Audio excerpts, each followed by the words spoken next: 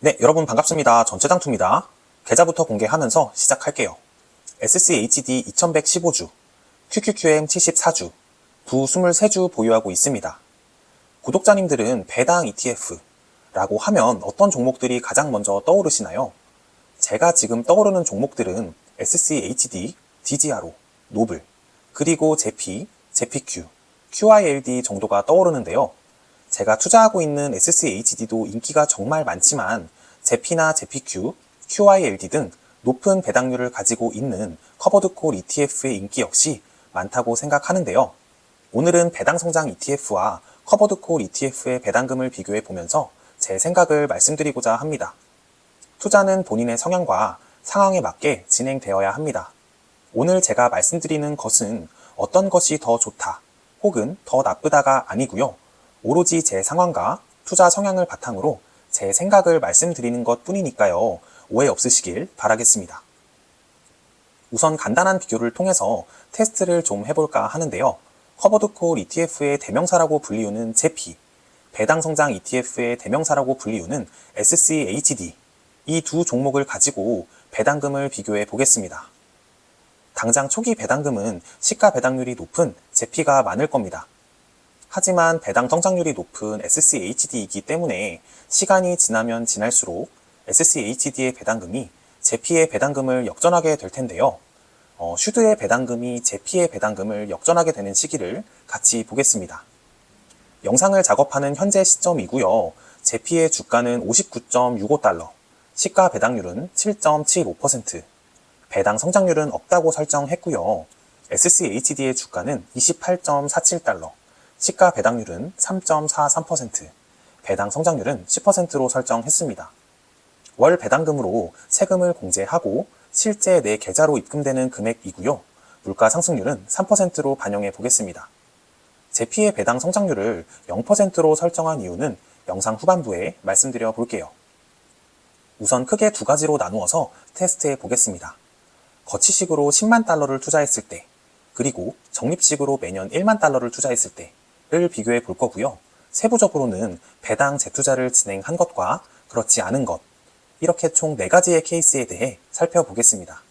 바로 한번 보실까요? 거치식으로 투자하는 경우를 먼저 볼게요. 초기에 거치식으로 10만 달러를 투자하고 받는 배당금은 모두 재투자합니다. 투자 첫 해에는 초기 배당률이 높은 제피의 배당금이 슈드의 배당금에 비해 2배 이상 많은 걸 보실 수 있습니다. 제피와 슈드 모두 받는 배당금으로 계속 수량을 늘려나가기 때문에 생각보다 그 격차가 빨리 좁혀지지 않는데요. 그럼에도 불구하고 배당 성장의 힘으로 16년 차에 주황색 선인 SCHD의 배당금이 제피의 배당금을 뛰어넘게 됩니다. 만약 은퇴를 하신 분들이거나 지금 당장의 현금 흐름이 필요하신 분들의 경우 배당금을 재투자하기 힘든 상황이 있을 수 있겠죠. 그렇다면 배당금을 재투자하지 않는 경우도 볼게요. 두 가지 케이스 모두 배당 재투자를 하지 않고 물가 상승률 3%의 영향으로 앞서 배당금을 재투자한 경우보다 그 격차가 빨리 좁혀지는데요. 10년 차의 SCHD의 배당금이 제피의 배당금을 넘어서게 됩니다. 투자 초기 71만 원을 받던 제피의 배당금은 인플레이션의 영향으로 20년 뒤에는 40만 원의 배당금으로 많이 낮아집니다. 반면 SCHD의 배당금은 배당 성장 덕분에 물가 상승률을 이겨내는 것을 넘어서 꾸준히 올라가는 모습이 보이네요. 투자를 더 이어나간다면 15년 차에 월 78만 원, 20년 차에는 월 108만 원의 배당금을 받게 됩니다.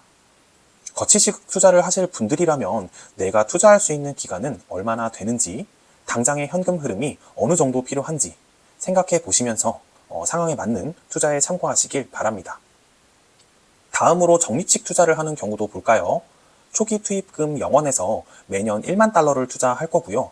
마찬가지로 우선 받는 배당금을 전부 재투자하는 경우를 먼저 볼게요. 이 경우 SCHD가 제피의 배당금을 넘어서는 시기는 거치식 투자보다 훨씬 더 오래 걸립니다.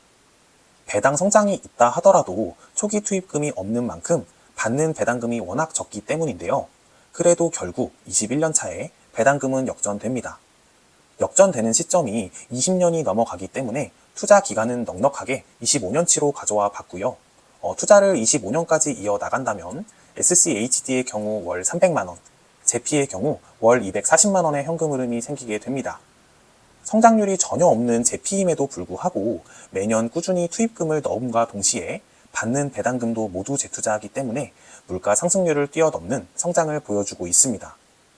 그럼 마지막으로 적립식으로 매년 1만 달러를 투자하면서 받는 배당금은 재투자하지 않고 모두 사용한다고 가정해 볼게요.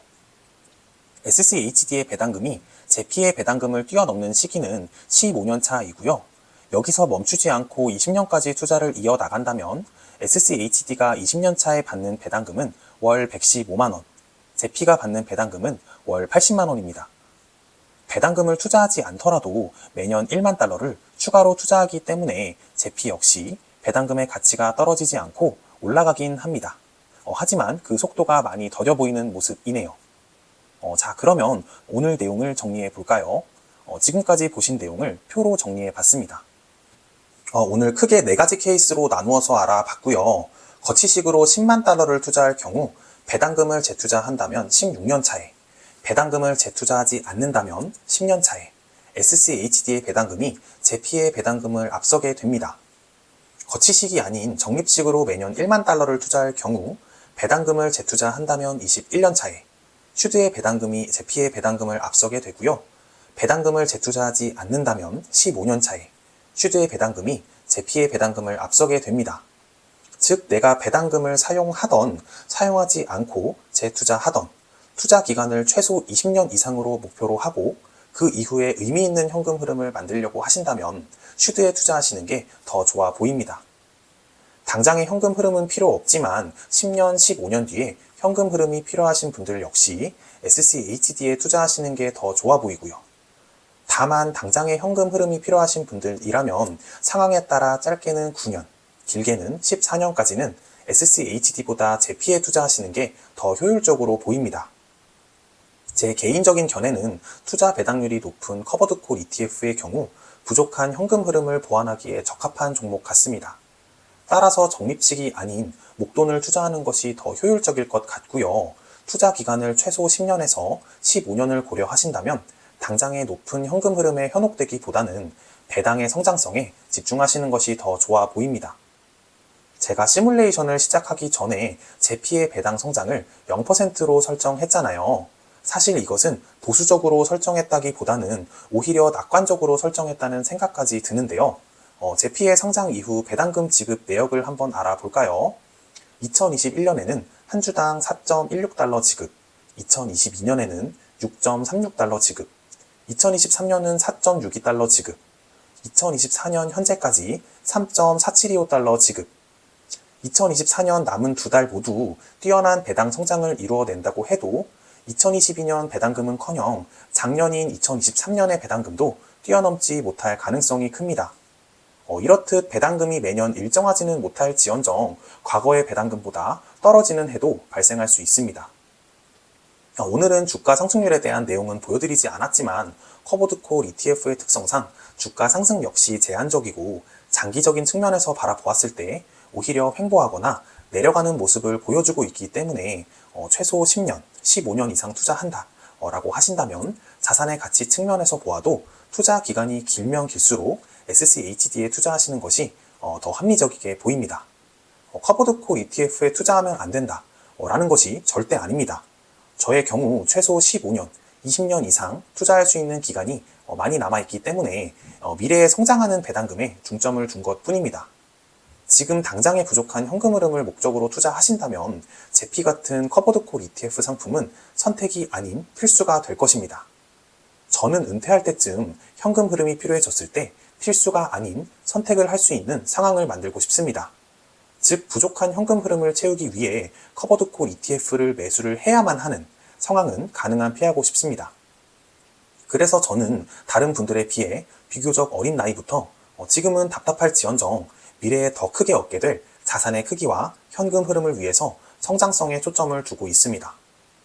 다만 매달 꾸준하게 일정 금액 이상의 현금 흐름이 나에게 장기 투자를 하는데 도움을 준다 라고 하신다면 전체 포트폴리오의 10%에서 20% 비중으로 투자하시는 것도 괜찮다고 생각합니다. 결국 미국 주식은 얼마나 오랫동안 투자할 수 있는지에 따라 성과가 천차만별이기 때문이니까요. 오늘은 배당 성장 ETF인 SCHD와 커버드 콜 ETF인 제피의 시뮬레이션을 통해서 제 생각을 말씀드려 봤는데요. 구독자님들은 현재 배당 성장 ETF와 커버드 콜 ETF에 투자하고 계신가요? 투자하고 계시다면 어떤 비중으로 투자 중이신가요? 댓글로 공유해 주세요. 그럼 오늘 영상은 여기서 마무리하겠습니다. 이 영상이 괜찮으셨다면 좋아요 부탁드리고요. 제 투자 여정이 궁금하신 분들이라면 구독 부탁드리겠습니다. 오늘도 긴 영상 시청해주셔서 정말 감사합니다. 전체정치였습니다.